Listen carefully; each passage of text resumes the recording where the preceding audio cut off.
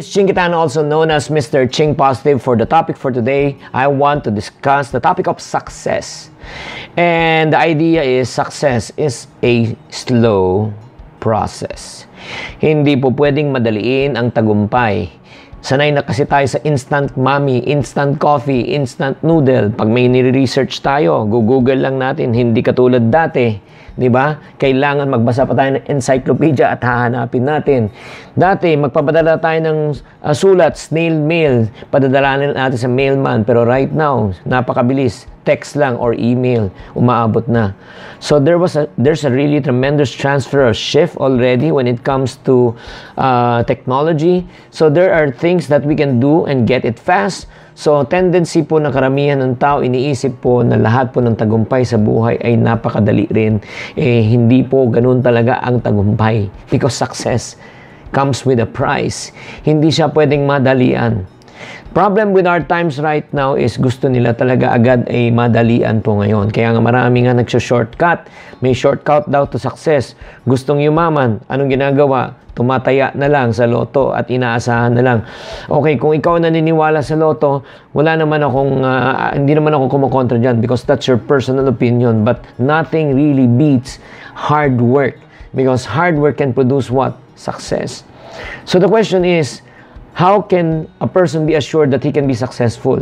Allow me to share with you some qualities that you need to possess in order for you to become successful. Number one, you got to develop the word called patience.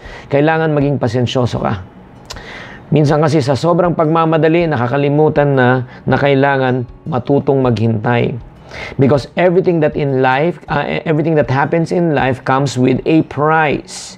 This means before that we can attain something that we desire in life, we need to invest time, effort, energy. We need to invest sweat, blood, sweat, and tears in order for us to experience success. Don't skip this important part. Hindi po na natin pwedeng lagpasan ang pagiging matyagain, yung matutong maghintay.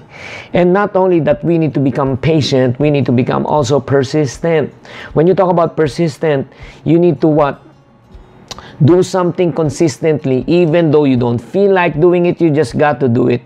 May mga araw na ayaw mo talagang gumising at pumasok sa eskwela at pumasok sa trabaho, mag-sales call.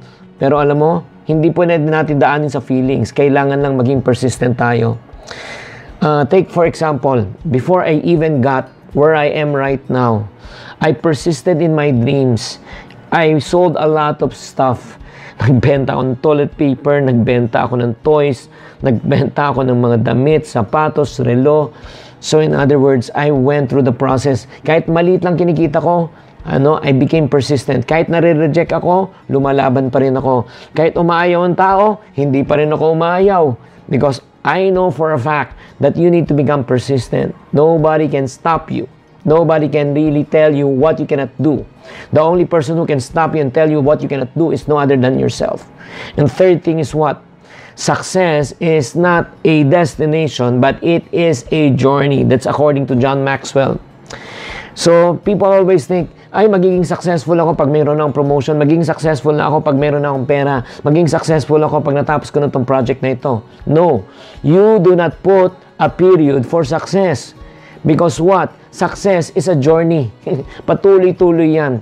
Once you have reached a certain level in your life, kumikita ka na ng 10,000 a month, tapos kinita mo na yung 20,000, feeling mo successful ka na? No.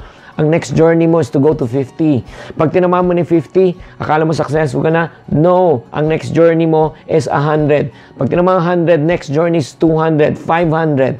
Because success is a progression.